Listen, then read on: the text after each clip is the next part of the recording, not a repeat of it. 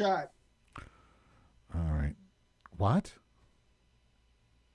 I used glue for my false eyelashes. They wouldn't work. I got one on and the other one wouldn't go on. And now I got glue on my eye and it keeps sticking shut. That's a nice look for you. For ya. Hold on, I'm going to start recording. Okay, we're recording, I think. Yeah, let me just test the audio while I record here. They wouldn't work. Yeah. I don't know. The volume's a little low. I'll have to figure that out for next time, but we should be good otherwise. Oh, there's a salmonella outbreak tied to shrimp Hagatha. Anyway, don't eat shrimp. We don't want you to get salmonella and shit everywhere. How are you, Hag? I'm good. I'm a blonde today. You're a blondie? Uh-huh. Yeah, are you having more fun? Blondes have more fun. Oh, I'm having tons of fun today since I put it on. My false eyelashes wouldn't go on. I spent $20 on those bitches and I couldn't get them to stay right. Sorry to hear that. All right, let me tweet that we're live to all the girls. I always put it on the YouTube stream, the Bitcoin people, because those people just don't understand any of this, which makes it even more fun. I don't understand your connection to the Bitcoin people. Okay. You don't have to. But I think our viewers might want to know. Yeah, well, my connection is, okay, so I used to, if you really want to know, I can answer that, but that's not a sex tip. But my connection is I used to work for a TV show called The Kaiser Report. And that's how it started. Okay? That's all I'm going to say, because people don't need to hear all that shit. They don't need to. This is a sex tip show. It's not how Madge got interested in Bitcoin show. Okay? It's just not. I have roaches crawling on my computer screen. Really? That's nice. So I'm glad. I need to do another roach bomb. Right. Well, can you just open your legs? My landlord came in my house. He brought an appraiser in, and my house was a complete wreck. Mm-hmm. And he looked all around. He goes, "You need to pick this place up. My house is a wreck." Did he come in your pussy? No, he's a nice Southern gentleman. I only pay $400 a month for my one bedroom. So that's so cheap. Chew on that. I don't think you could get that here. No, I don't think so. In Chicago. You're still unemployed. No jobs. Working for whatever retarded people. Cleaning up. I'm not going to go into my job hunt. I have an interview tomorrow to work overnight with disabled people while they're sleeping. And I guess when they get up to shit, I have to wipe them. But that's here in my hometown. All right. Are you ready to start sex questions? Because that's what people are really here for. Now, so we did things a little differently, but I have to apologize to the audience for something Hagatha did. So I have a list of questions that Hagatha and I compiled from the listeners, but she accidentally deleted the names of the submitters in most cases. So some of these were submitted by some wonderful people, and I'll shout out to them now. Esther, thank you for the questions. And let's see, Mia, I think Mia sent a question. Yeah. And Mia, then Esther. Esther, S-turd, she's from Sweden. And she grows mushrooms. And I think she's trans as well. BC also sent a question. Yeah. But the thing is, we don't know whose question is whose. So, and I don't have time to figure that out because we're live now. So I want to thank you all. For future sex advice questions. We would really love it if you could send the questions to bloatedlesbian@gmail.com. Once again, bloatedlesbian@gmail.com. Or you can call Firm Uterus, which is a phone number. Firm Uterus. It's just a number. Did you want to repeat that, Hagatha, for posterity? bloatedlesbian@gmail.com. Mm-hmm. For all your sex tips 4. This is sex tips 3. And what about your scrotum? How is it? Well, I have old man balls. They're big and they hang really low, and they've gotten really big. Mm-hmm. And I have old man pubes, those long, straight, crusty pubes. So I try to keep them cut short, but I always end up nicking my balls and bleeding all over the place. So the first question I want to ask you is actually not on the list, but it's from somebody from our lovely Telegram group. And I'm going to read it for you now, Hagatha. For us, really, but it's really for you. Dear Hagatha and Hadge, that's cute. I'm fat and I need to lose weight. I want to get a tapeworm.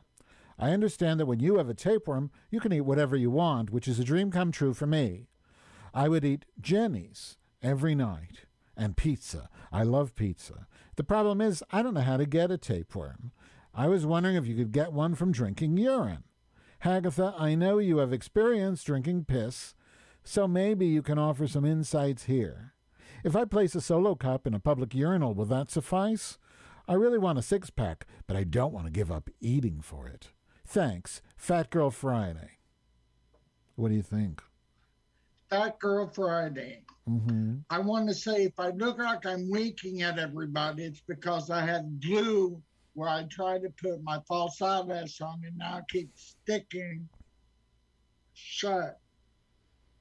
Well, the first thing I'd want to say is you can't get a tapeworm from drinking urine. Oh. Urine is sterile. Oh.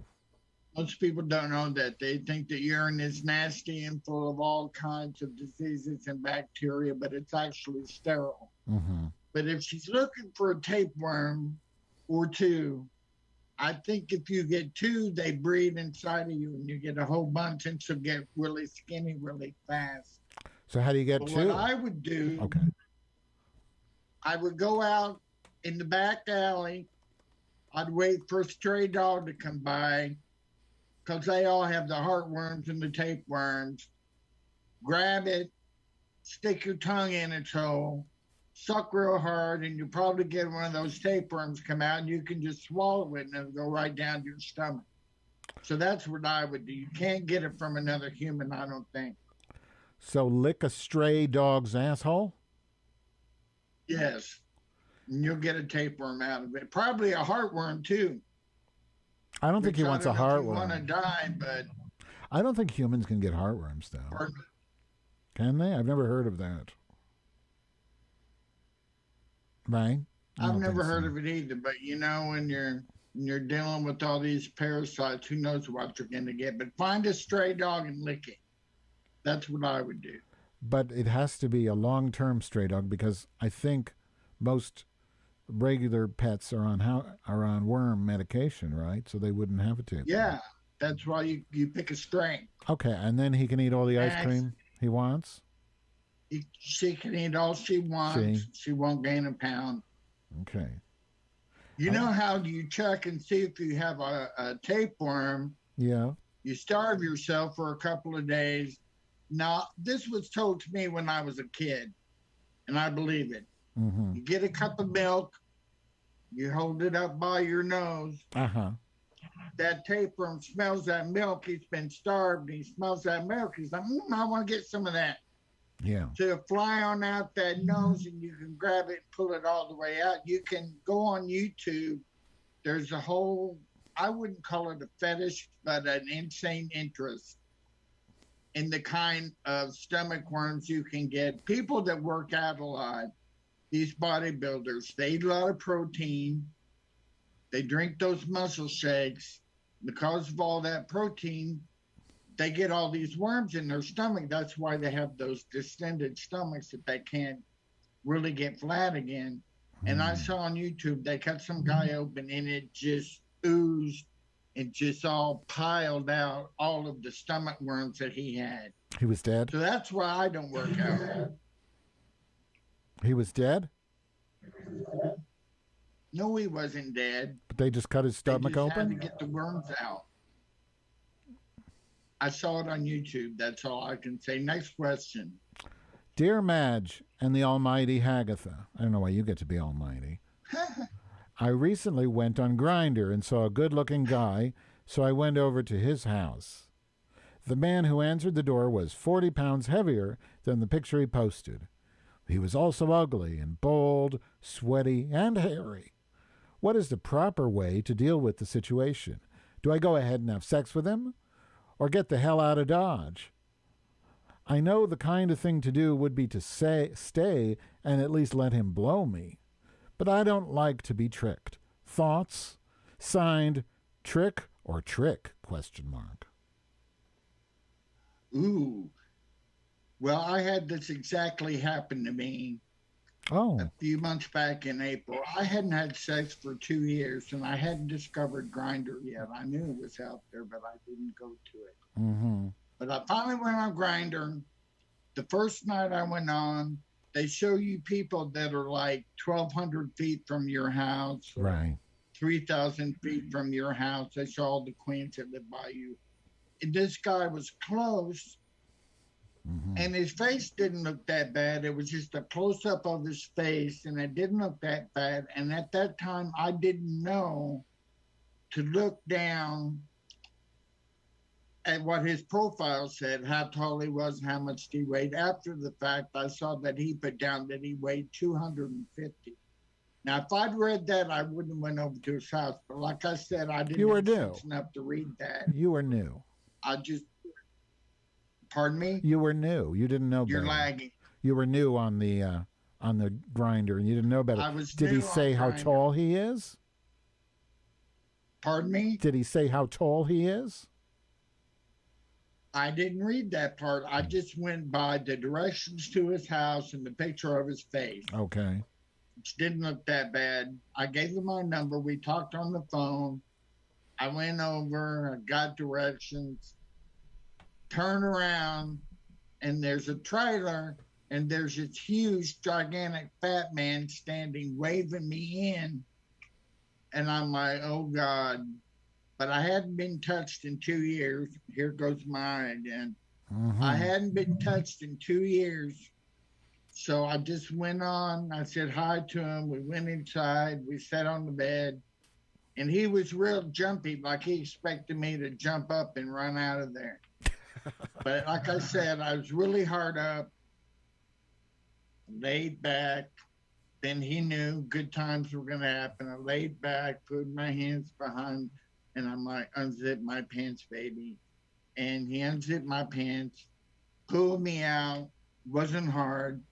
Then he leans over and he's like, can I kiss you? Ugh. And I'm like, fine, go ahead.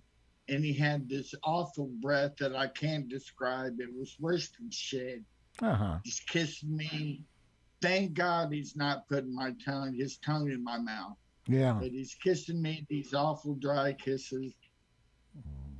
And he's telling me about all the guys he's had come over to his house and all these straight men that he seduced and all this shit. But I let him blow me, but I couldn't get hard. Finally, I zipped up, and I said, well, it was nice meeting you, and I left. So, that's building up good karma.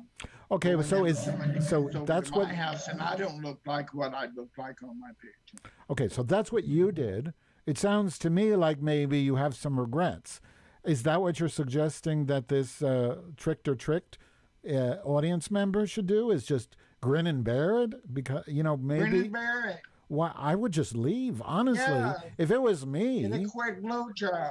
Am I allowed to give advice? I mean, as a lesbian, I would just say, oh, an emergency just came up. Sorry, I got to go. My mother's in the hospital.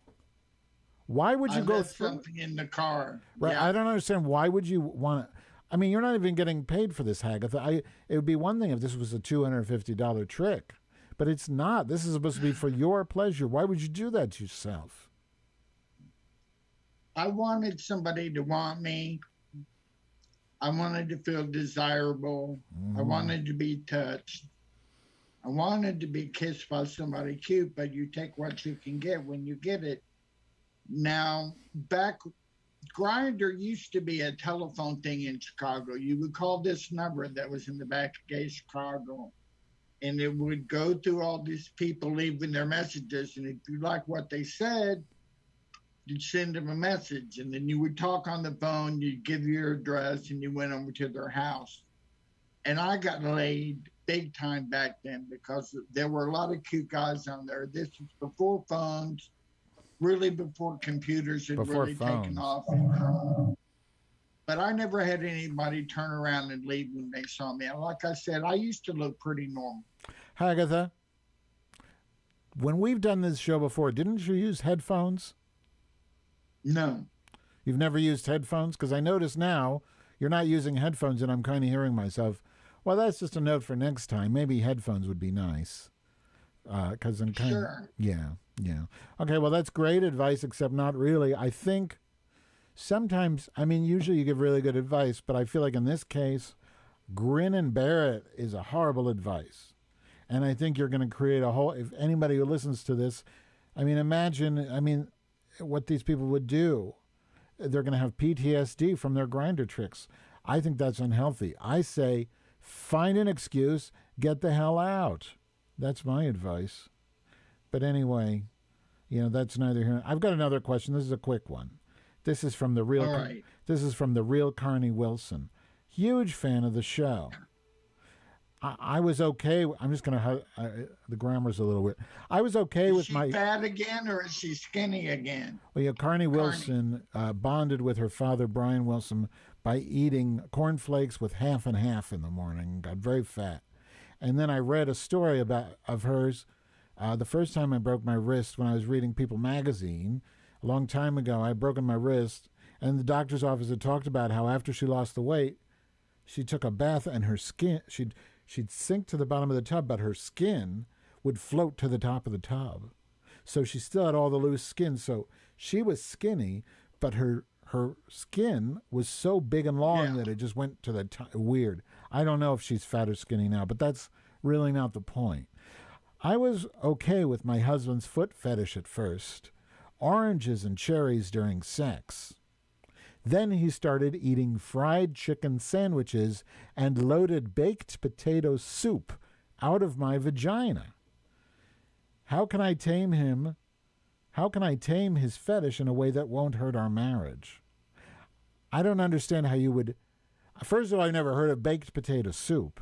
And second of all, I don't know how you would drink it or eat it out of a vagina. What are your thoughts, Hagatha?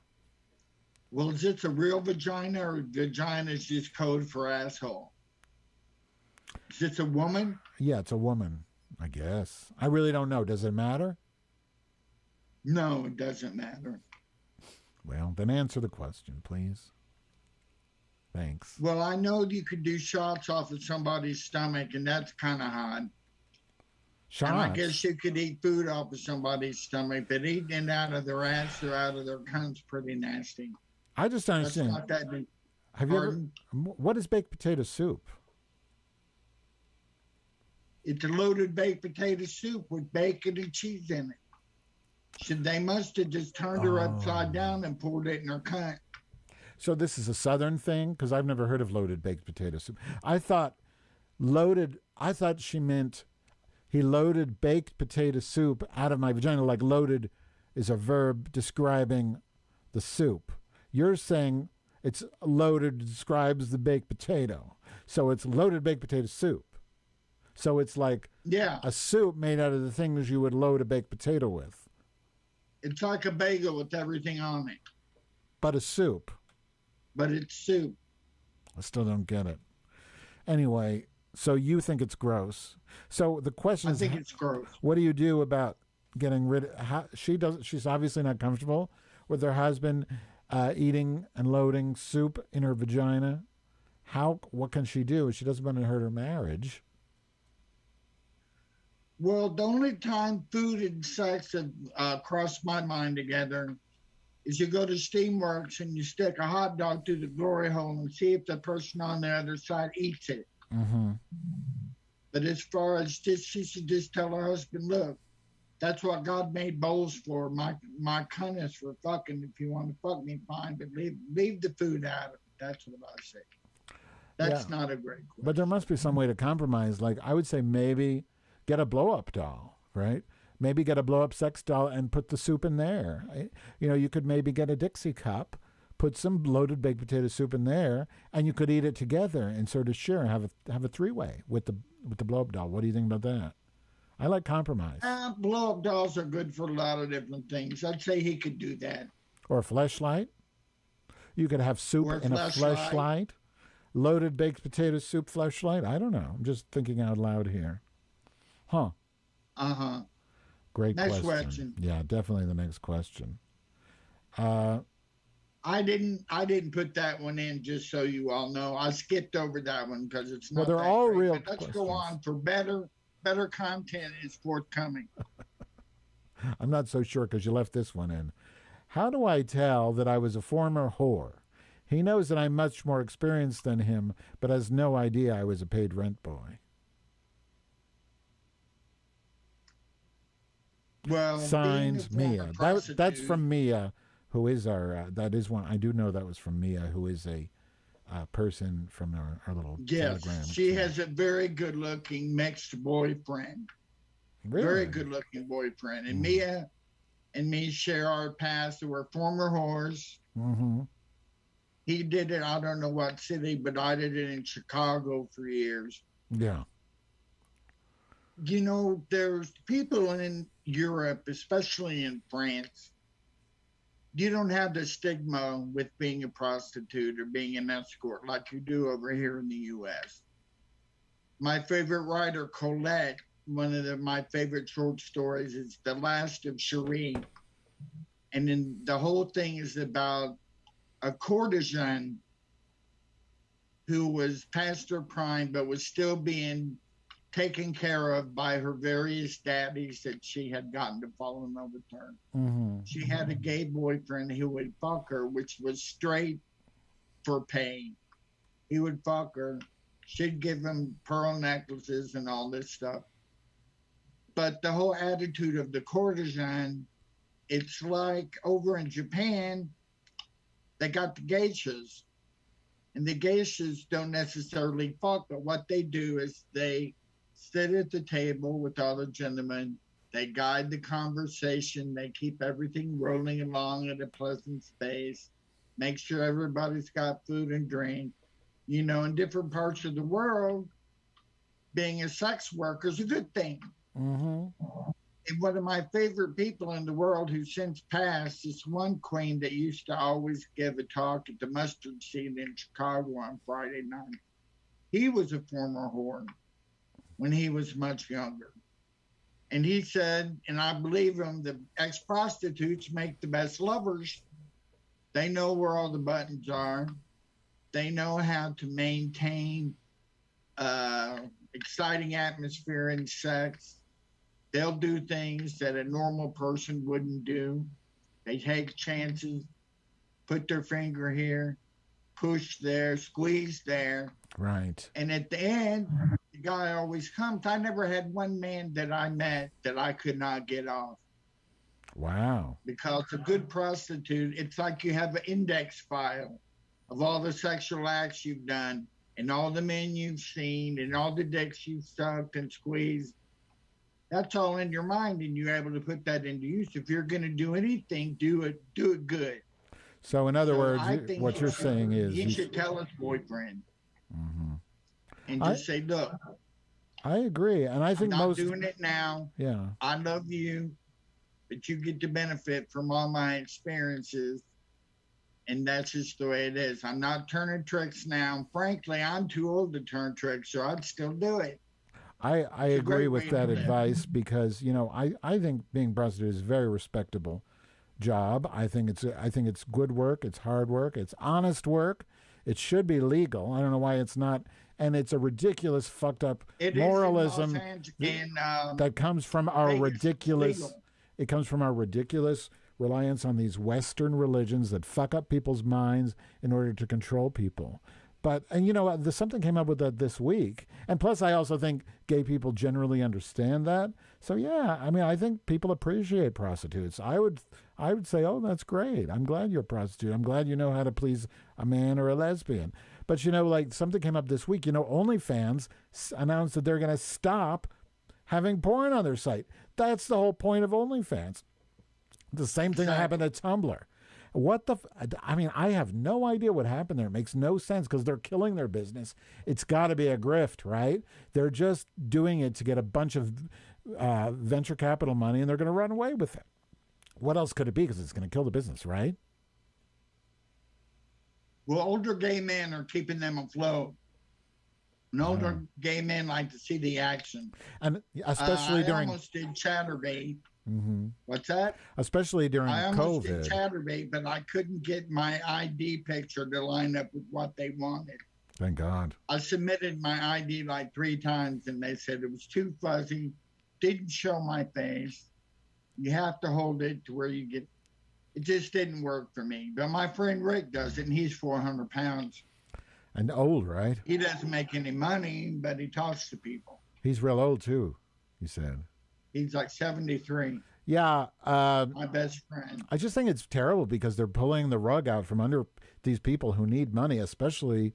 I mean, people do this for a living. This is people's livelihoods. You don't fuck with people's livelihoods like that. You know, these people, they need it. Sex work is honest work. Sex work through OnlyFans is also disease prevention because you're not spreading any disease. And this is COVID. True. And we have a time when people have to work from home. And it's the only obscenity here is what they're doing to these people. That's obscene, not the content. It's ridiculous. I agree. Let's see. Next question.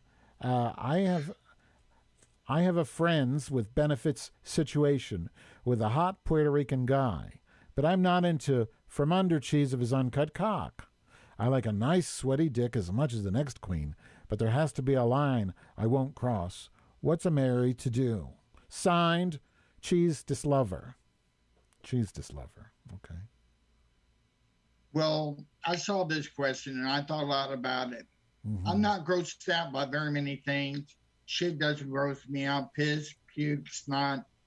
None of that grosses me out. It's all natural, part of the man's body. So it's kind of exciting. But when you get to that schmegma from those uncut Puerto Rican dicks, that's where I draw the line. I don't like that. I would put them in the shower. Get rid of that schmegma. Now, the only thing worse than regular schmegma is old man schmegma. Philip, my sugar grandpa, who bought me my condo and left me $50,000, he wouldn't take showers very often. And when he did, for some reason, he wouldn't wash his dick. Oh. So he had all that white cottage cheese around the head of his dick. And it was so nasty. And I would put him in the shower to get rid of that. Now, as far as dirty dicks go, I had one other scary experience. It was when I was living down in Southern Illinois when I was 33. Went up to East St. Louis. East St. Louis may still have it, but at that time they had a bunch of bookstores and strip clubs in a place called Brooklyn, Illinois. And it was right across the river from St. Louis. So, excuse me. There was a bar in East St. Louis called Faces that was hot when I was coming out in the 80s. But Brooklyn had all these bookstores with all the glory holes and everything. And you go from one to the other one. And that's back when I was doing truck stop speed, taking 30 pills at a time, doing really good poppers. They had good poppers down there. So I'm in the booth. Man comes in, sticks his dick through, looks good, nice size, not got any grease or oil on it. Mechanics have grease and oil on their days. Oil? Which cannot taste that so well. Looked good, put it in my mouth, started sucking it. Then I'm like, this tastes like fish. He must sell fish for a living, or he must have just caught and scaled some fish or done something. He's a fisherman. He could be a fisherman. Yeah. I'm like, yeah, this really. And then I realized, because I'd smelled pussy before in my life, he just fucked his wife and went in there and wanted me to wash his dick off with my spit. So fucking gross. I spit that dick out and I turned tail and ran out of there and never went back. But Hagatha, I'm sorry to hear that story. It's very sad. But what you're really not doing is answering the question. What is this guy supposed to do? What is he supposed to do? with his hot Puerto Put him in the Rican shower. Oh, that's easy. Okay. Just make him, just wash his dick for him. Shower it. Wash it out. Then suck it. Wash it and suck it. Yeah, wash it out. So, question, Hagatha, what does, as a lesbian and a trans woman thing, I've never tasted a cheesy dick. What does the cheese taste like? Does it taste like cheese? What does dick cheese taste like that could possibly make it worse than shit? What does it taste like? Well, imagine rotten snot. That's, I think, as close as you can get to it. If you blow your nose on a hanky and come back a week later and sniff it, not that's helping. what it tastes like. That's not helping. I have never done that. You never sucked an uncut cock? No, and I've never tasted a week-old snot rotten. No. Oh. Is it, what does it taste? I mean, yeah, it's worse than... It tastes a little fishy and a little shitty all at the same time. Okay. There's no really, you just have to taste it to be able to understand. You can't describe it. Here's a question I really like because it's about my neighbor, the Steamworks, which is right down the street from here. Question, I'm getting ready to come to Chicago and I'm chomping at the bit to get to Steamworks, the hottest bathhouse in the Midwest. Sounds like an advertisement. Any tips for a newbie going there? Sincerely, Cockhore Andy. Well, he's ready to have a really good time at Steamworks. I personally spent a lot of money there, paid for some of the decor with all the nights I spent there. I have a painting I painted hanging on the third floor of a man with a mask on, bottle of poppers in his hand. But the thing about Steamworks, you painted what did it used to be called before that? Unicorn. The Unicorn. Yeah, they used to call those apartments Unicorn Commons because you could get drunk, stagger over to the Unicorn, get laid, and stagger back before you even know what happened. But it's Steamworks now. Is that part of a chain? Yes. Yes. They have in Atlanta too, don't they? That's not the same chain. I know they have it in Oakland. There's one, I think, in Vancouver. There's a couple, and some of them are officially affiliated, and some of them just have the same name. But yeah, it is a chain. Well, there used to be something called Club Bath Chain. Mm-hmm. Yeah, that's the one. That was across the U.S. That's still there. St. Louis. They have one in Fort Lauderdale, Indianapolis, and Dallas. But that's not the same as the Steamworks. But those are smaller bathhouses. They're not like 3 floors like Steamworks is. Okay, but are you going to... That's all mafia money. Right, that's we all know. Mafia ran. But are you going to answer the question or just kind of babble? I'm going to get around to the tips, but you have to give it a little historical context. Well, we have a lot of... we have more questions. That building. Okay.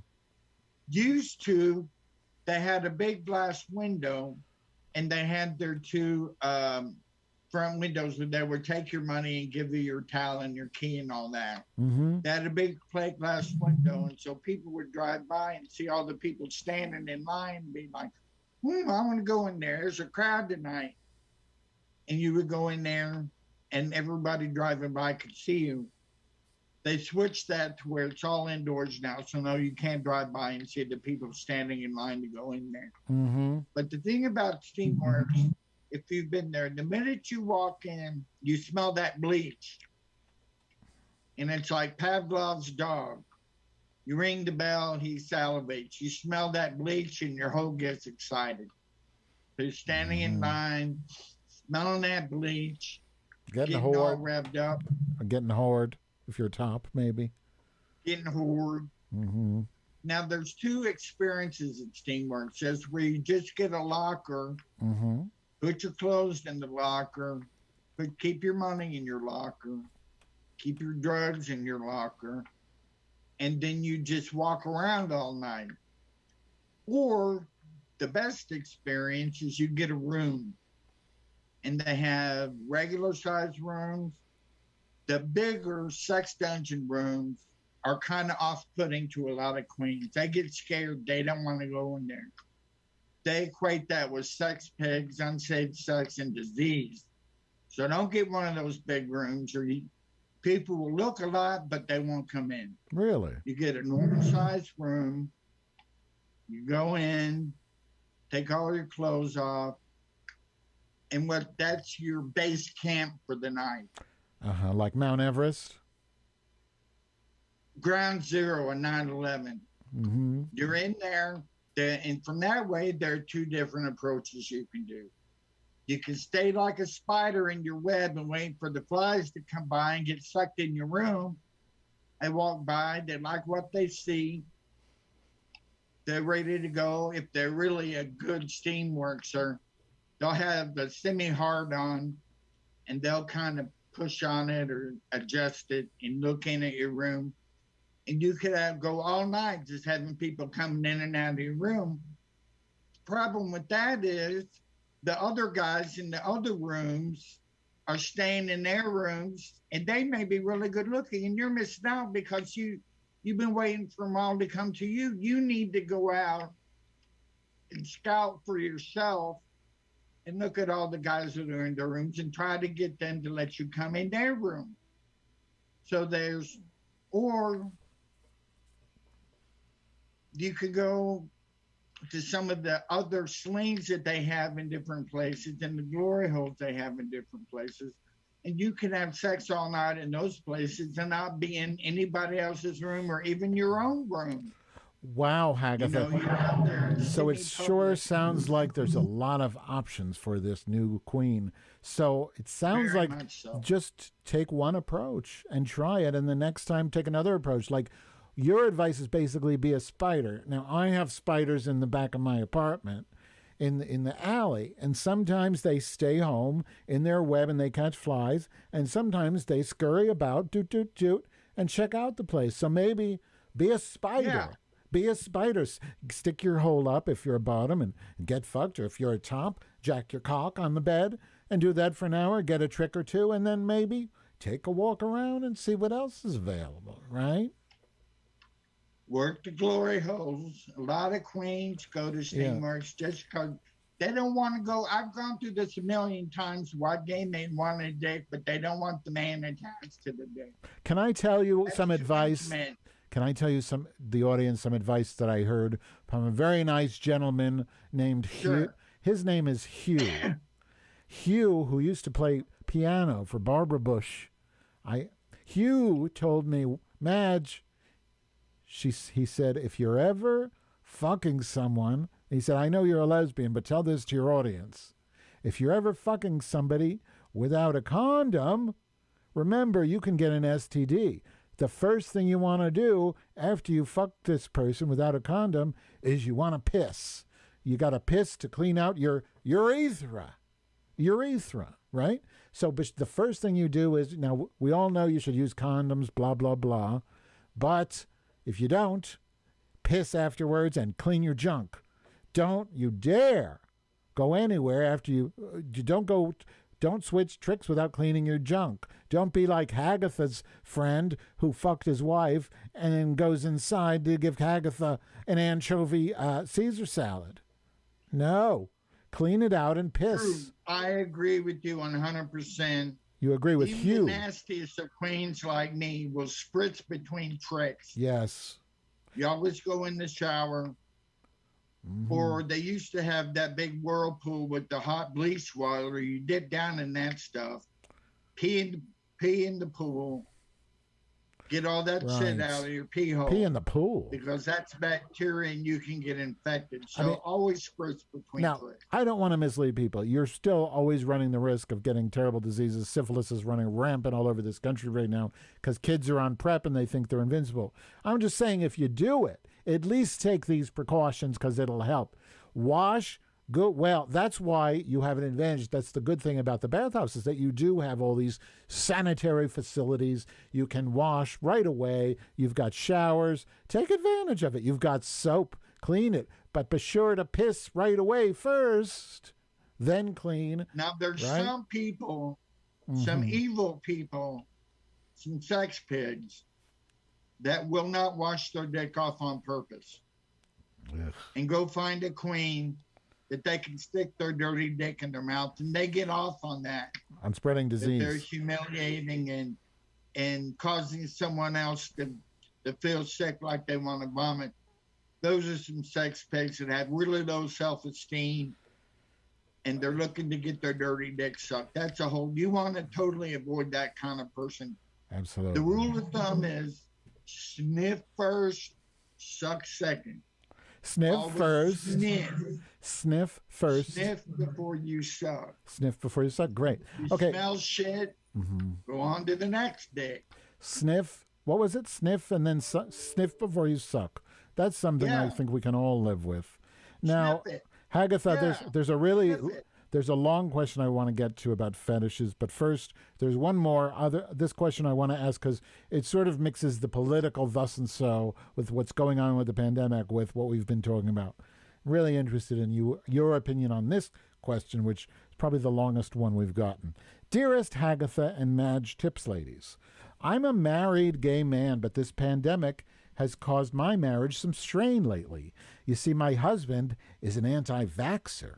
He's not a Trumper or anything like that, but he considers himself to be a health nut. He only eats natural foods and doesn't want to put anything unnatural into his body. He's sort of a Gwyneth Paltrow, Jenny McCarthy anti-vaxxer, I guess. It's not political, it's health-based. But here's the thing. He takes loads. See, we have an open marriage, and he takes full advantage of that by driving to the nearest truck stop, and he doesn't come back until he's had at least 10 strangers ejaculate into his man cave. So I guess my question is, how can I explain to him that he's a hypocrite? What can I tell him to make him understand that if he's willing to take a dozen strangers' loads on a Monday night, that's probably a lot less toxic than I think he means more toxic, a lot more toxic than a well-researched vaccination from a trusted pharmaceutical company. Sincerely, Biza. So what do you say? So this person is saying, okay, my husband, it doesn't sound like this person we're not slut-shaming the husband. The issue is we want this person to get vaccinated. So if you're taking loads and loads and loads, isn't that more dangerous than a vaccine? And how do we convince him? Well, I'm not shaming him, but I want to know what that truck stop is that he's getting 10 loads up his ass in one night. Good. Yeah. You may get that at Steamworks or Man's Country or the back room at the Eagle. I suspect. Or downstairs at Jackhammer. Maybe he's a lot lizard. 10 loads in a night, but not at a truck stop. But beat that as it may. You have to appeal to the side of him that loves cum. Mm-hmm. Tell him, look, baby, I'll shoot some pure sperm in your arm if afterwards you get the vaccination.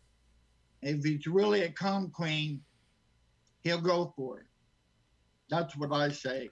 Shoot him up with the cum in the arm. What do you mean in the back? You can't shoot cum in somebody's arm. You mean in their vein? Yeah. You can't do that. Why not? What's going to happen? They'll get sepsis and die immediately.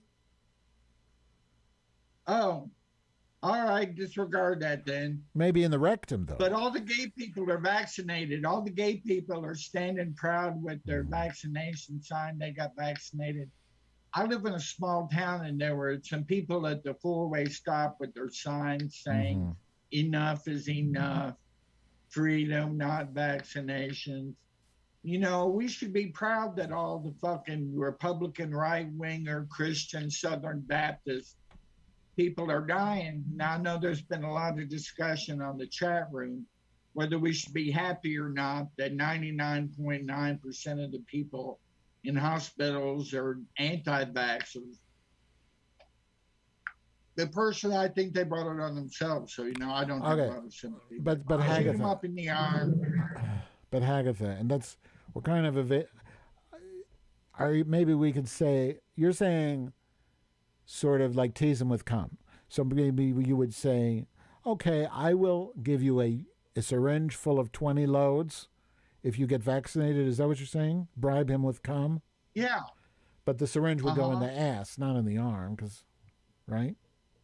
Sure. You really think that'll work? Some lesbians turkey baster.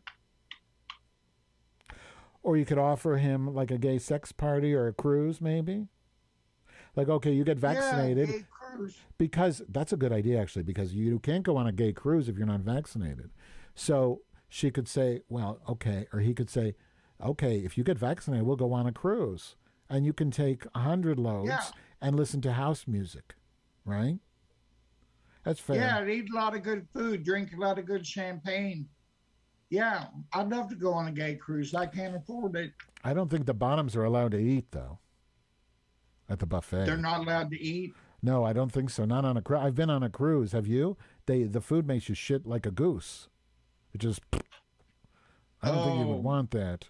Well, if you're a good bottom, you'll skip dinner before you go out. I think they have Clean out. Yeah. Don't eat. I think for the bottom they have a buffet which is basically just hoses. You stick it up your ass, and that's what you eat. Maybe, a Skittle or something.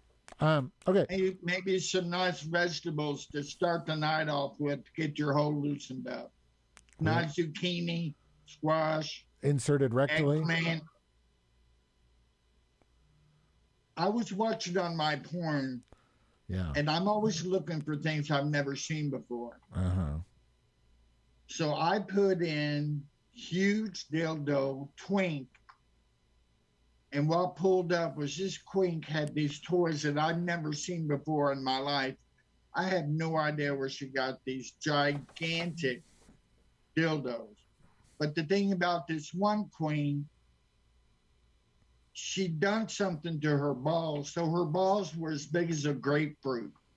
Saline. Like yeah, I've seen that. That's a fetish. It's horrible. They insert saline. Or no, some of them do silicone. I know people died from that. There was a whole fetish scene about that. Yeah. Mm-hmm. Well, this queen was about 18 or 19, and she had that done to her balls. Mm-hmm. And then she took the biggest dildos I've ever seen, took them all the way down to the base. And I have to wonder, I think this kind of queen was molested when they were little. Yeah. And they went and relived that experience of being penetrated by, in proportion to your body, a very large cock. Uh-huh. So maybe they were like 8 or 9 when they got raped. And then they spend the rest of their life trying to recapture that magic with these huge dildos. But it's not, those people aren't right. More power to you if you enjoy something and you're not hurting anybody else. But it leads me to wonder that maybe they had a little shady business going on in their background.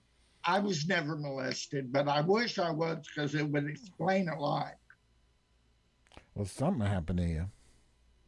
Now, did your mother drop you? She drop you? My mother had. All right. This is, I think it's going to be our last question, and it is a long one. Dear Madge and Hagatha, I'm a very vanilla queen, although I am versatile, as they say. Can you give me a list of your insight into these fetishes? Your insight into these fetishes. So he gave a list of fetishes, and there's 25 of them. I don't know how many we're going to get through, but this person wants your insight. So the first one, Hagatha, what are your insights into leather? Leather can make an average person look nice. That's why a lot of bears wear it. They're out of shape, they're hairy, they're sweaty, they're stinky. They like other bears because they think that's all they can get. So you have all these people wearing leather. Not attractive people, but people that their body's kind of borderline. But you pack that in some leather and they actually look pretty good. They look presentable. I don't know that I agree with you. Here's the problem, because as a woman who is of size, I'm a larger gal. Leather pants are unforgiving. You cannot hide your belly. You can't. Your belly will hang over. You can't. I don't know. I don't think leather is good on a chubby. I just don't. Is that just me? Well, the kind of that goes over your arms and connects with the ring right here, that kind of harness. Oh, a harness. Nice. Okay. But the belly hangs out, but it looks better. It's like putting drapes on a window. It's a distraction. You can do it good or you can do it bad. Now, a really hot man with a killer body in leather, I would kill for. Queens swoon when they see a guy that looks like that. Yeah. Nice 35-year-old Eastern European man with a nice big dick, wearing chaps. Now, my question to you is, Madge, when you're wearing the assless chaps, does that mean that you have to be a bottom, or can a top wear assless chaps? I think it means you're a bottom. I think it means, otherwise it's misleading. It's false advertising, and you're basically asking to get raped anally. No, really. If you look at women like buns, like Channing Tatum's buns, if you look online, you can see he's got the world's most perfect ass. Yeah. But women like men's buns. We're not talking about women. They don't want to fuck it or peg it. Women. What? We're not talking about women. We're talking about men. And if a man sees an ass that's naked, they want to fuck it. They want to fuck it. Yeah. Sorry. Or eat it. And if you're wearing assless chaps, you're not wearing them to the opera. You're wearing them to someplace where people fuck. So you're saying you want to get fucked. You know, you're asking me a question. I'm going to answer it. I'm not going to be politically correct, Hagatha, but you're asking for a cock in your ass. So you're not a top if you're wearing assless chaps. Unless you're one of those TikTok twats dancing around like a fucking moron. All right. Next one is rubber. What do you think? Well, rubber kind of hit its peak in the 90s. I don't really know a lot about it. Imagine it's very hot. You can't sweat much when you're in rubber, but I don't have much to say about rubber. I don't know why it's on the list. I do. I have a lot to say about rubber. Rubber is actually one of my fetishes that I do enjoy. I dated, a long time ago, I dated a lovely lesbian in Amsterdam. When I say date, I use that word loosely because it was only a 2-week period. And she ran a store called Damask, which is a latex fetish store in Amsterdam. And they sell masks made out of latex, custom made, and jumpsuits. So anyway, when you wear latex, it's like a drug. Because you wear, first of all, I'm not talking about latex that's partially polyester. I'm talking 100% latex. You got to put body powder all over your body. And this was, so she gave me, and I'm much younger, so don't imagine this body, but imagine a hotter Madge.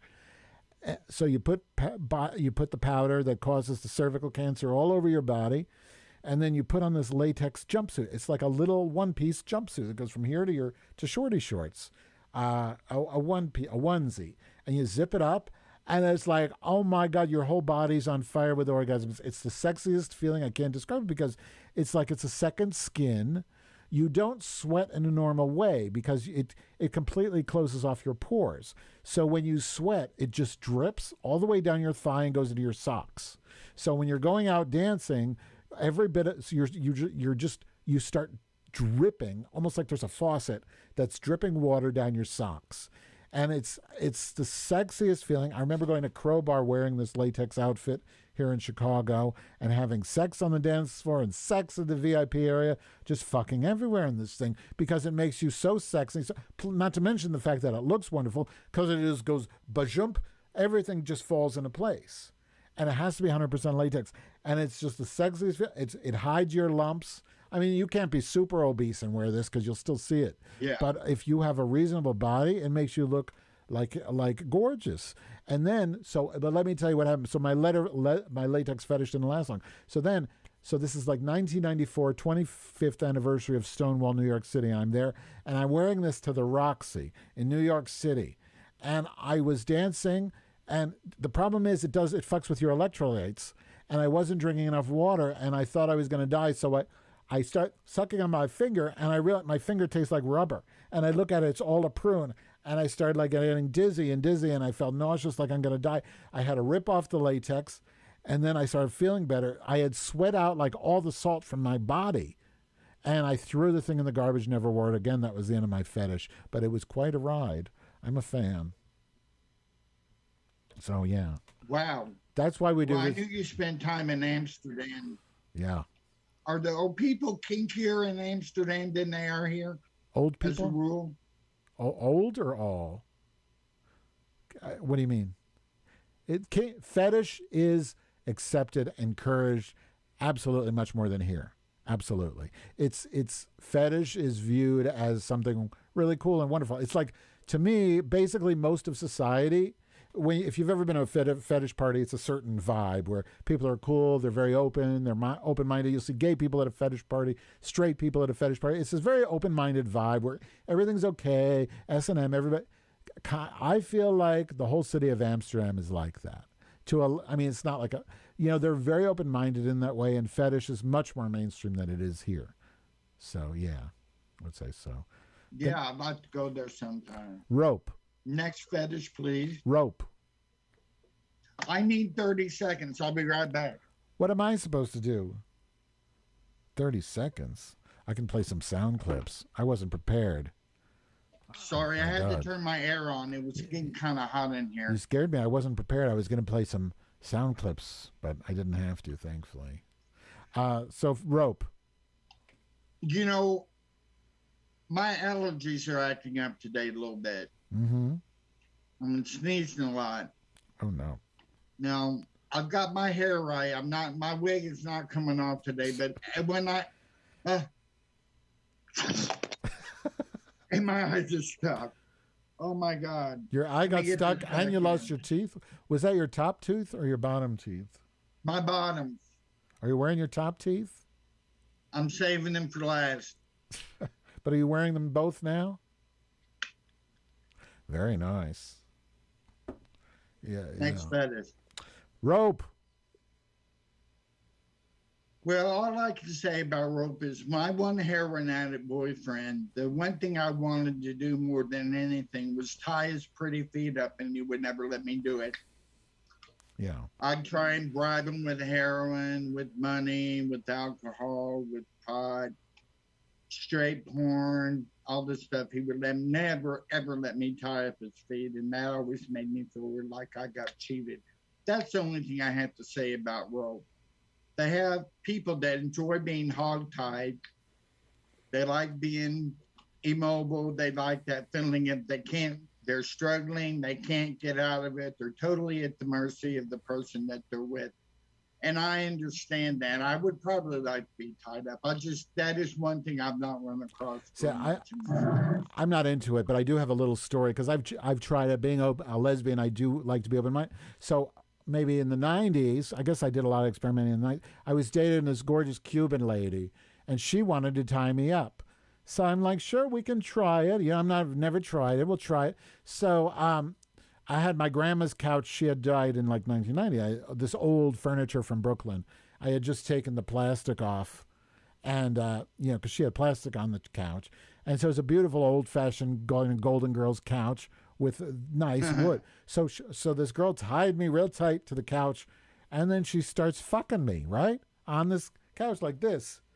And I'm like, I started laughing. She's like, oh, yeah, take this. I don't know, slapping or something. I don't remember exact details of the thing, what she was doing to me, but I just remember I started laughing. She's like, why are you laughing? This is supposed to be scary. I said, because I'm imagining my grandmother in heaven watching me get fucked on her furniture.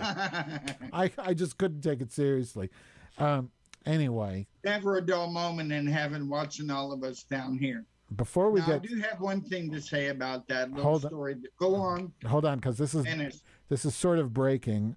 In the chat room, which I don't like to look at, but the Human Dog TV says, happy birthday, Madonna. I think he thinks you're Madonna. You do look like her. It's the eyebrows. Yeah. Yeah, I look like Madge. Human Dog TV, guess what? This isn't Madonna. Madge and Madge. This is Hagatha von Taterbugs. It's not Madonna. I think Madonna has a nicer bedroom. I do have a story about being immobilized. Yeah. One time in the 90s, I ran into this guy who was an escort client who was from Hollywood. Turns out he was Luther Vandross's manager. I love Luther. Yeah. Luther. Luther. Yeah. Yeah, Luther's gone now, but one thing he had me do at my house is put ice cubes up my butt. Oh. He enjoyed seeing that, and I had to leave him up there till he left, and they would melt and felt pretty good. Wasn't the worst thing I'd had to endure. Does that cause frostbite though? No.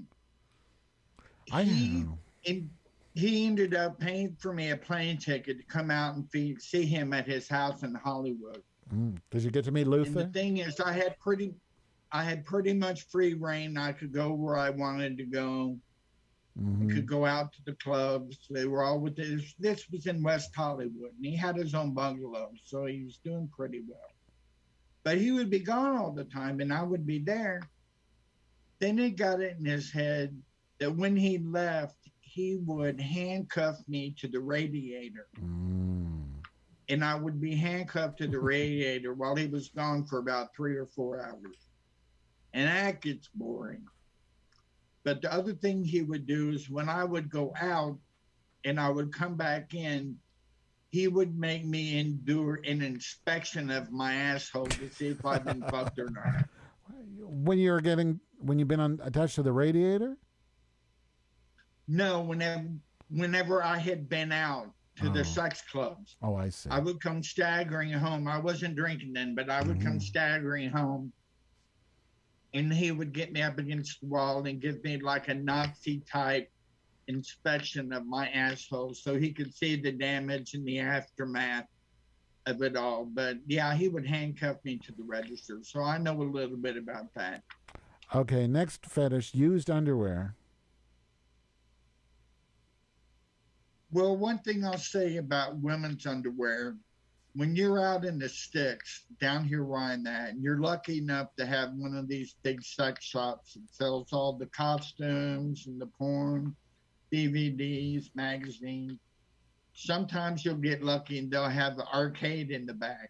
There are a lot of these, like I said, up in St. Louis, at Brooklyn and East St. Louis. And what you would see at those places, these men would have their wives' underwear over their face while they're jacking off and getting their dick sucked through the glory hole. And it wasn't that they wanted to wear it. And sometimes you'd see they would wear their wives' panties or they'd be wearing their wife's bra.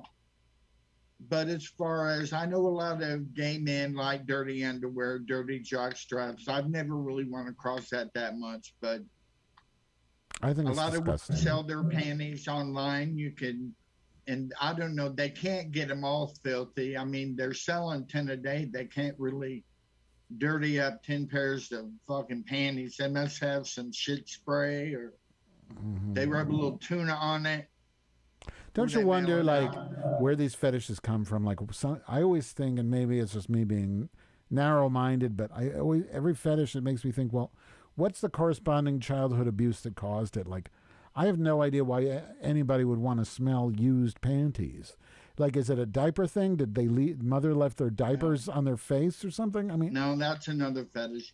When they're taught that sex is dirty, and they feel like they're being dirty, and that they're ashamed of their sexuality, but they want it represented by something physically tangible that they can hold in their hand and sniff and lick, maybe stuff it up their butt a little bit. You know, I think the childhood thing is that sex was dirty, and that's why they like dirty underwear. Armpits. I had a roommate come stay with me named Chris, who was American Indian and white. He was the most beautiful man you ever saw, and he would get drunk and pass out, and I would lick his feet. I would kiss him when he was passed out. I would eat his ass, which had no hair on it at all. He was completely smooth, but he had a little bit of armpit hair, and I used to love to smell his armpits. But I know a lot of gay men enjoy that smell. There's a movie called A Fish Called Wanda, where Kevin Kline is always smelling his armpits before sex. Or then you have the lady from Saturday Night Live who smells her armpits like this. I understand it's a thing, but it's never been a big fetish of mine. But I know it's out there. Yeah. I was at the beach, Hollywood Beach the other day, and, you know, it's the beach. You don't smell much because it's open air. But this man walked by, it was probably 5 feet away, and you could just, the stench. He's wearing Nasty Pig shorts, so you know he's into something. Although I have some too, but I'm a lesbian. I can wear those. But, I mean, from 5 feet away is just this waft of body odor. It was so clearly a fetish. And it seems like it's become bigger now. Like, there's all these people that are like, sniff my pits, man. Like, they get off on it. What do you think that comes from? What childhood trauma causes that? Again, that the body is the devil's. So it's almost like all these fetishes. So it's like these fetishes has power over the body, and that it's evil, and that our secretions are ungodly, and that cleanliness is next to godliness. And America has a fascination with eliminating all smells from the human body and replace it with lavender. Lavender's my signature scent. But in America, you're not supposed to smell. I mean, you never smell real male sweat. That's a 3-day-old male sweat. I have another roach. You never smell that. So I guess the childhood thing is that you're just not used to the real smells of the human body because it's Western culture. Are all these fetishes like that. Are all these fetishes just rebellions against some belief that was forced on us when we were children? It sounds like maybe.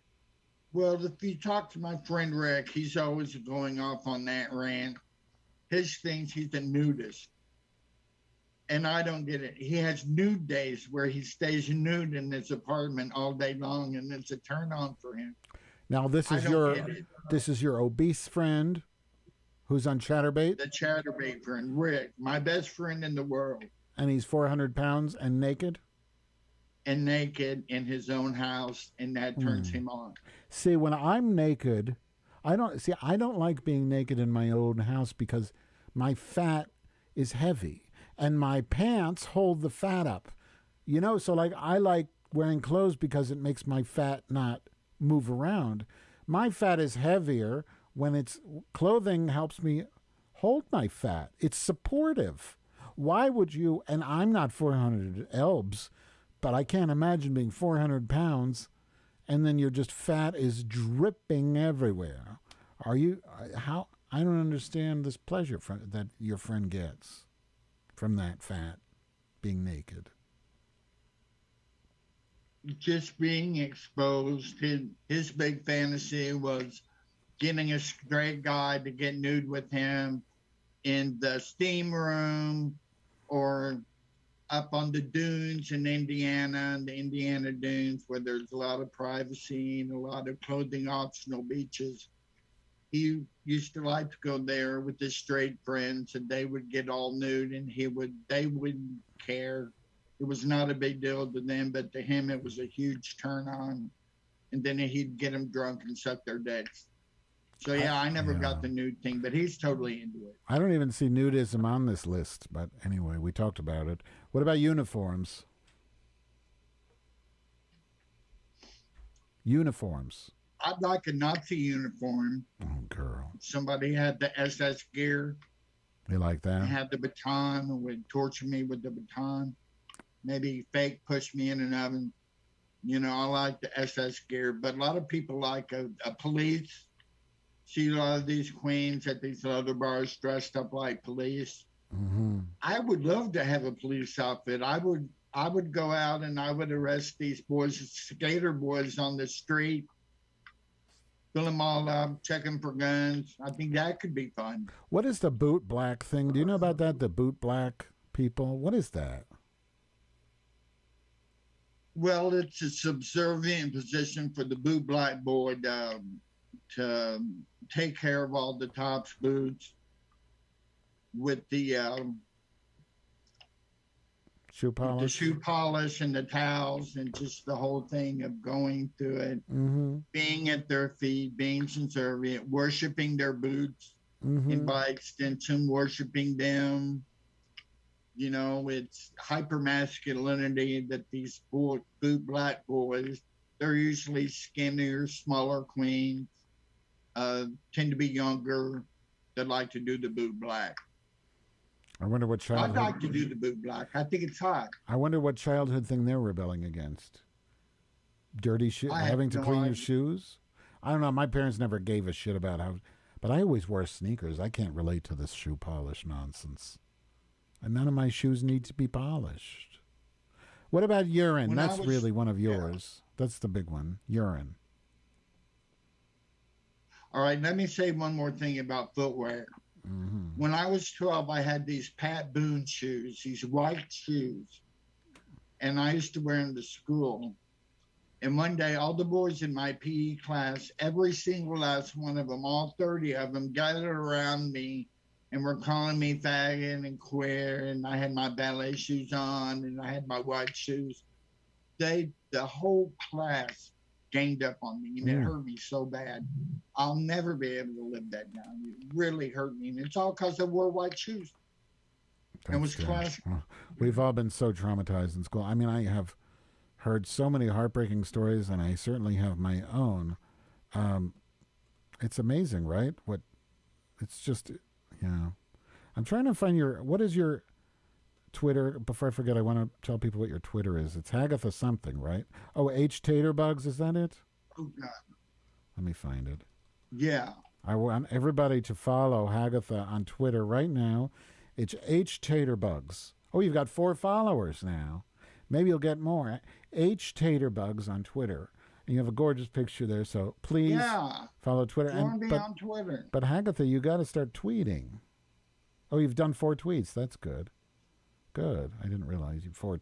I keep seeing Deborah Wilkerson there, and I always like what she has to say. Yeah, she's fun. All right. So can we do the remaining? I don't have a lot of time left. Can we do like 1 sentence blurbs for the remaining fetishes? Pick one fetish.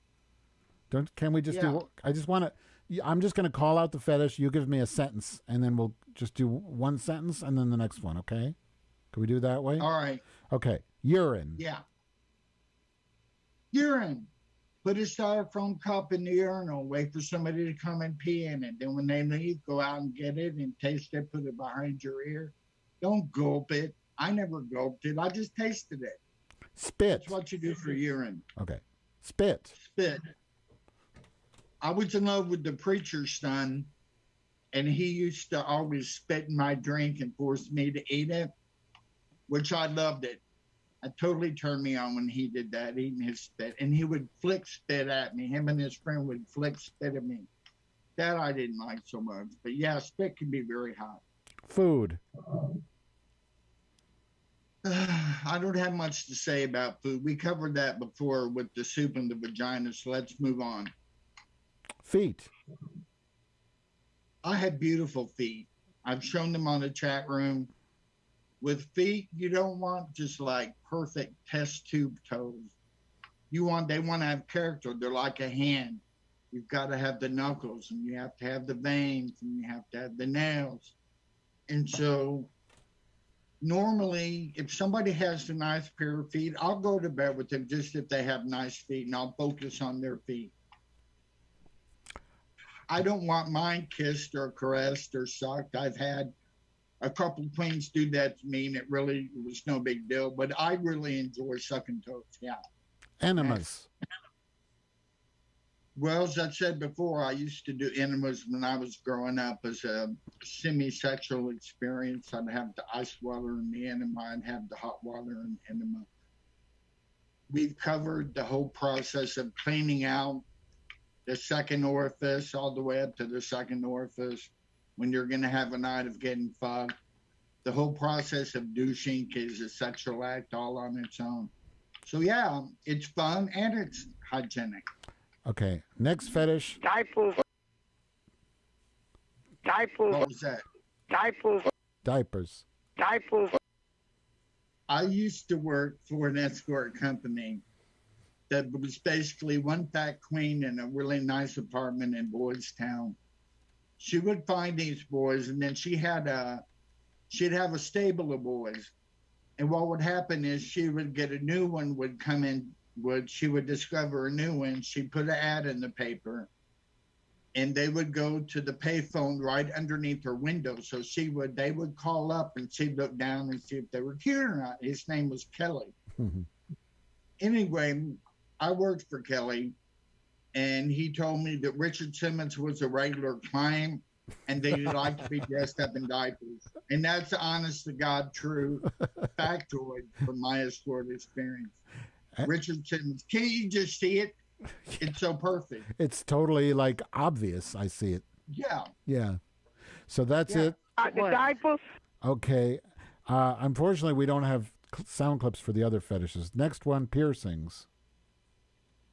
Next. Piercings. I don't really like a Prince Albert. Not when I'm sucking. I like when if I'm getting fucked, I like feeling that Prince Albert going in and out of me. I suppose I like that kind of piercing. Proper facial piercings. You see a lot of that at that Berlin bar in Chicago. Mm-hmm. You have a lot of those confused 21-year-old straight twinks who are trying to go out and let their freak flag fly. And a lot of those guys in there have got a lot of nose rings and eyebrow rings and things like that. You can look good on the right person. Okay. But it's mostly, I like it on younger people. I don't like it on an old queen.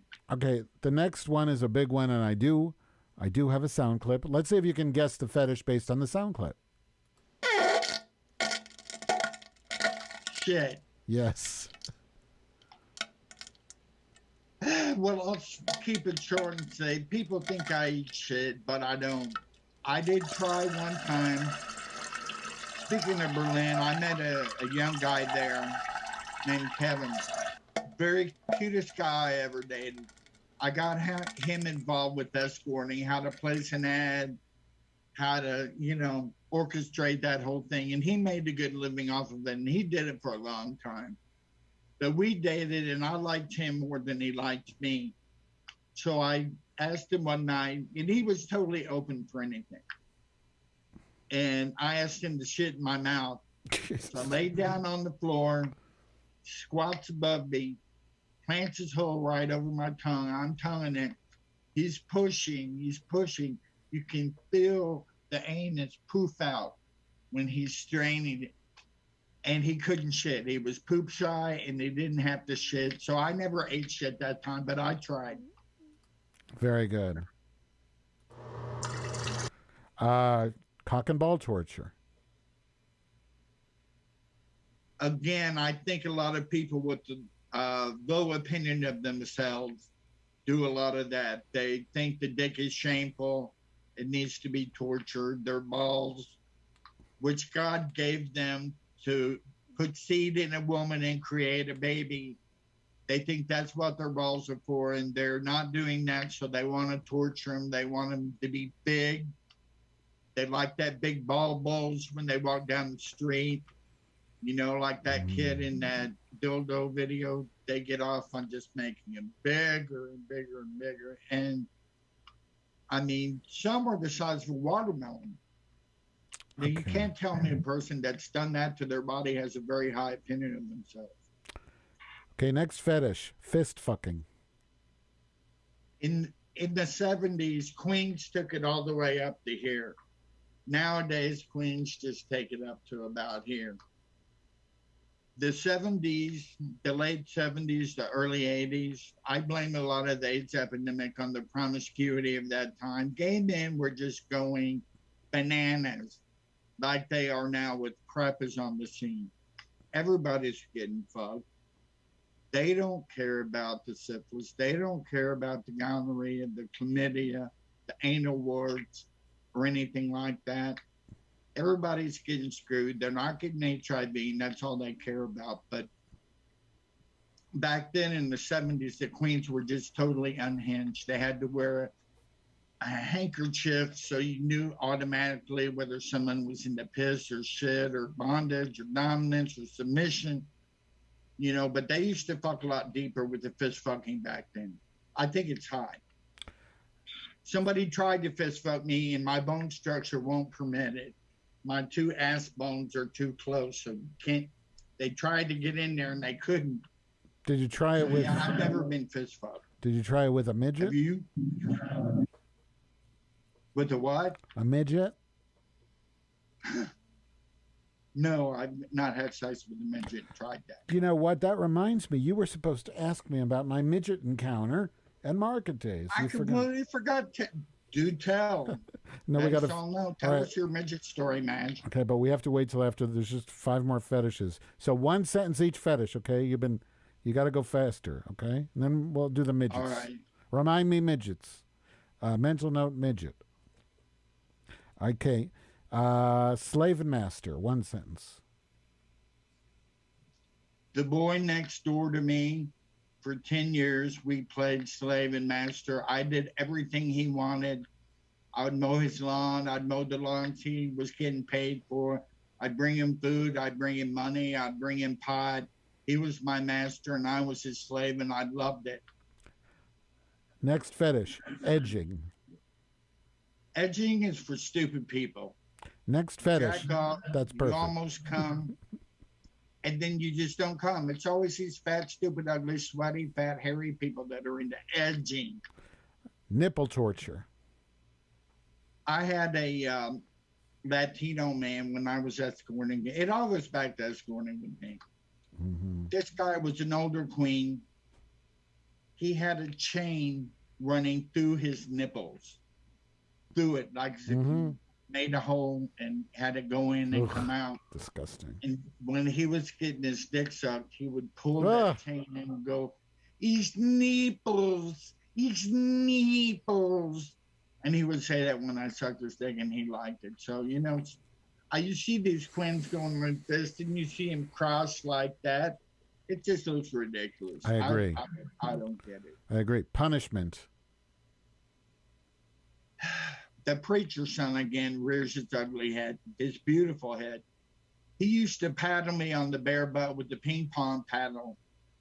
And he would just swat as hard as he could. And I was black and blue, had bruises all up and down my butt, my bare butt. And I wore him as a badge of honor. I loved seeing those bruises. And I loved it whenever he would punish me for being gay by paddling me. This next one I've never heard of. Mummification.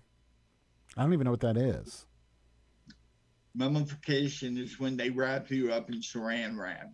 Oh, okay. Joan Rivers did that to herself. She laid on the table and her husband came in. He took one look and said, "Oh, leftovers again?"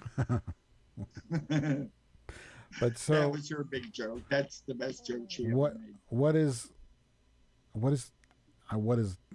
say something about it. I don't know what to say about mummification. That's all I can say. The Joan Rivers thing. The last one, drum roll before my midget story, which isn't really that great, but I just always love saying that I have a midget story.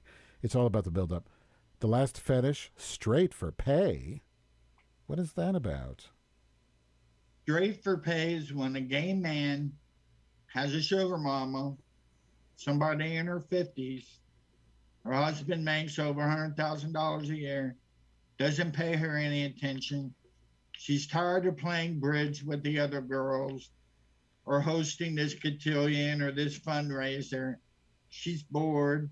Maybe you're her pool boy and you're gay. She wants it in her twat, so she pays you. You fuck her. It's straight for pay. I didn't know that was a thing. You've never heard a gay man fucking a woman? I have. There used to be this. I couldn't do it. There used to be this woman in the clubs in the 90s named Jane. And Jane was, I remember Jane with the corset. And she always had a twink on her arm. She fucked him. She fucked every gay man she could find. She fucked every misguided, confused young twink. Yeah. She would fuck him. You know about her too? She was everywhere. Everywhere. I mean, I don't understand it. She was at the Boom Boom Room. Tuesday night, she was at Berlin. Wednesday, she was at the Sheffield. I mean, she was everywhere. She fucked my friend George, and he's not even gay. That's a powerful personality that you can fuck. Not just gay men. She wouldn't just fuck these butch gay top men. She would find the twinkiest, nelliest gay bottom, and she'd make him fuck her with their little dicks. I mean, do you remember Medusa's? Mm-hmm. Medusa's was, what would you call that? A skinhead hangout? Or punk? Underage club. Underage club? Yeah. The guy who ran that was best friends with that guy, Kelly, who ran the escort service. I think he died recently, didn't he? Anyway. Medusa? Yeah. Probably. So that's it for fetishes. That's it. But we have a midget story. So I want to tell you, so I went to Market Days. Now I have this thing. So I live right in Boys Town, just down the street from from Halstead. So it's my neighborhood. And they have the Market Days, which is a huge street festival they have every year, except last year because of COVID. They had it this year. It's very exciting because they didn't have Pride. It's basically 100,000 people, mostly gay, mostly shirtless, just all, I saw the looking gorgeous and fucking around, dancing, gorgeous, And so it's my neighborhood. And the thing is, street fairs in Chicago are all public, but they have an optional donation, right? $15 suggested donation. I've never paid a suggested donation in my life at any of these festivals. I pay a lot of money in property taxes, and I live in this neighborhood. I live on the street, and I don't pay it. And you don't have to is the important thing. So normally, when I go to these festivals and this festival, I just go through. I say I live here, or I'll say I'm going to Whole Foods, or I say I'm just passing through. They never give you a hard time because they know.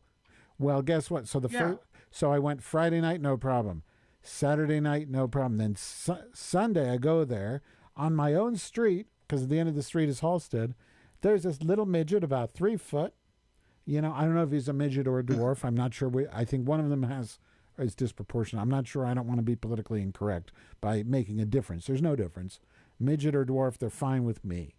But he comes up to about vaginal level, and he says, he puts his hand in front of the entrance. I said, excuse me. He said, I need to see your ID. I said, I live here. He said, I need to see your ID, ma'am. I say, you see my ID right there, my vagina. No, I didn't say that. I said, I don't need to show you my ID. I say, first of all, I live right here. Second of all, it's a suggested donation. Do you know what that means? He said, this is a private event. I said, no, it is not a private event. It is a public event on a public street. And this is a suggested donation. Do you know what that means? He said, I said, it is a suggested donation and I will not pay it. Now step aside. So he moves his little hand and I walk through, and then he tries the same thing with my girlfriend. I said, no. My girlfriend starts to show her her ID. I said, no, you do not have to show her your ID. We live here, and that's all you need to know. And we walked through, and then he started doing the same thing. I was so upset that I was like shaking, like of all the people, what is it about this person? Maybe because he's a little person, he feels like he has to have some authority, right? I was so upset. Yeah. I almost didn't have a good time, but I did. That's the midget story. Are you disappointed? Yeah, walk a mile in his size 4 shoes. Probably isn't much fun. Yeah. He's probably getting hit on by all the guys who want to fuck a little butt. Makes their dick look bigger. I've watched midget porn. Yeah. And it was too borderline for me. I couldn't watch it anymore. So basically that's just another fetish, midgets, that wasn't on the list. That's fair. Yeah. Well, Hagatha, I enjoyed talking to you today, man. It's been great. We need a theme song. Are there any musicians out there? Guys, what was that theme I had in mind before? I can't remember now. It had your name in it. Fuck, I had it in my mind. The theme from Facts of Life? No, it was about Hagatha. No. Well, we need a theme song, but for now, we'll just have to deal with this. I need a longer shit.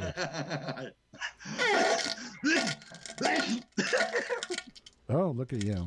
I can't even get it off tonight. My eyes are stuck together. Oh my God, I can't see. Can you at least... Well, it's been a slice, man. Can you do a double tooth sneeze? Oops. Bye, Hagatha. See you next time. Wait, let me shut this off. I gotta stop it. I gotta stop the stream. Bye, everyone. Meow. Meow.